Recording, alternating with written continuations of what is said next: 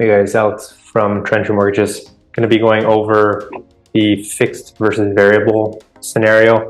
If you have a variable rate mortgage right now, what should you do? Should you lock into a fixed, or should you potentially stay in the variable and maybe ride it out?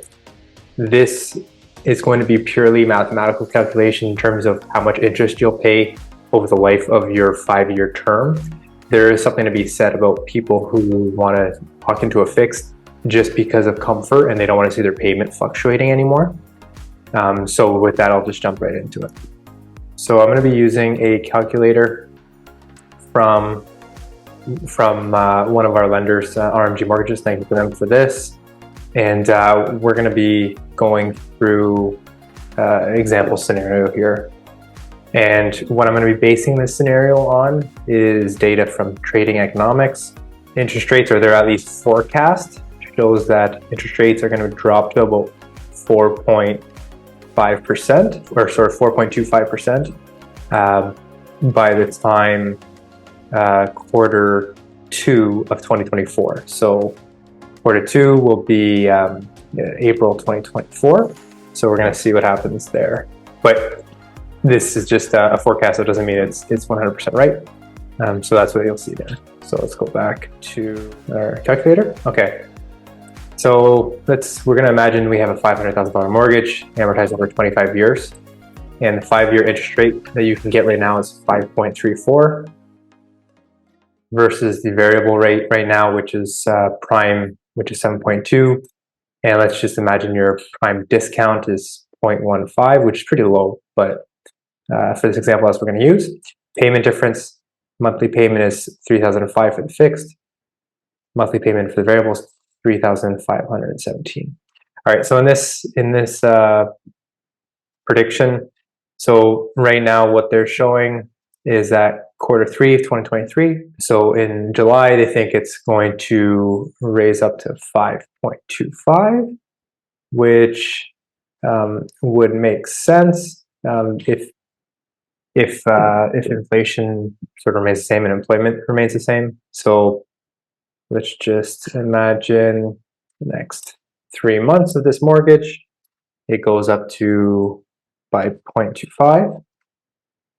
Okay, and then remains 0.25 for about 6 months there. So we'll go 6 months from now, and then that's where they believe it's going to start decreasing. So decrease by 0.5, and then 3 months later, decrease by 0.5 again. And obviously, it might not decrease right on the 3-month mark because it goes by quarters, but just to show for this scenario. So now, putting this data in, if we didn't have any other changes over the lifetime of the loan, or the term of the loan, I should say, what would be the best, most advantageous route for you if you're looking to lock in? So we're going to look at the summary here. So fixed versus the variable payment. Average monthly payment. Obviously, the fixed is lower in this case. Total payments over the term, 180 versus 200 for the variable. Total principal paid, more for the fixed still than the variable. And total interest paid, you're going to have more interest on the variable. And so you're going to have a net savings of $27,000 if you actually lock into the fixed, if nothing else were to change. Okay, so this chart down here is going to show us, zoom out, chart's going to show us how you see the interest with those interest rate changes I showed, how it changes. So first it went up a little bit, more interest paid, then interest comes down, and then we see a lot less interest paid. Now, this is just if we followed the trading economics forecast. Let's use a couple other data points. Let's imagine in the 3rd year, we saw interest rates come down by 1%. And then in the 4th year, let's imagine they came down another 0.5. Let's see how that would change things right here. So let's zoom in again.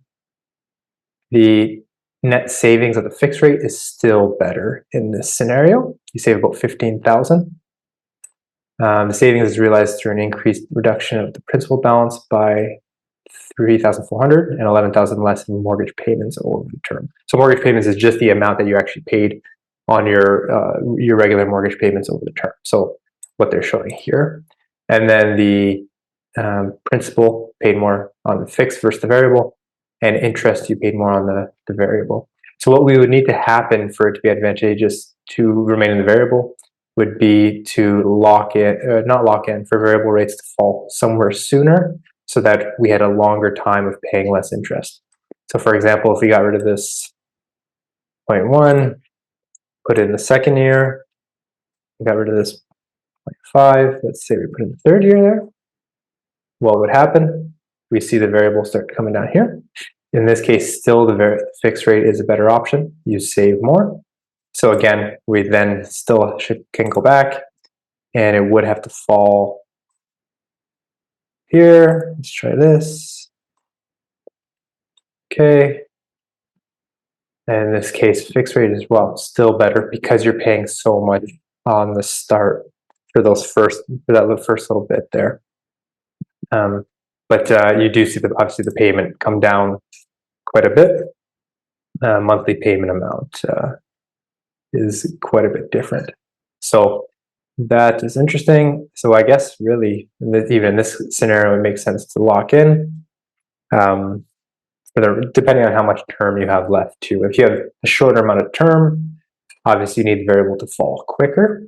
And let's see what would happen. What would we need to do for this to fall even more? So let's imagine this went down 0.1. So the variable rate mortgage is better in that case because it fell so much. So the break even, I mean, that's 24 months in. You'd have to, within 2 years, it would have to fall. So it fell 1 to 3%. And that'd be at 4%, which would be under the 5.34, which is entirely possible. Now, the other thing to think about too is if you have a different rate discount, it's more likely that you'll save more money. So for example, if your rate discount was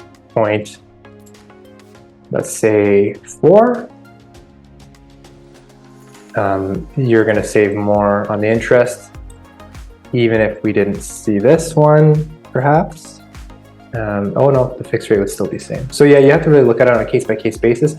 And this is why it's important to have these type of calculators. And thank you to RMG for providing this one. I think it's really useful to give some insights there.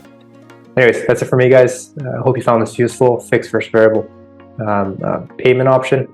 And have a great day. Cheers.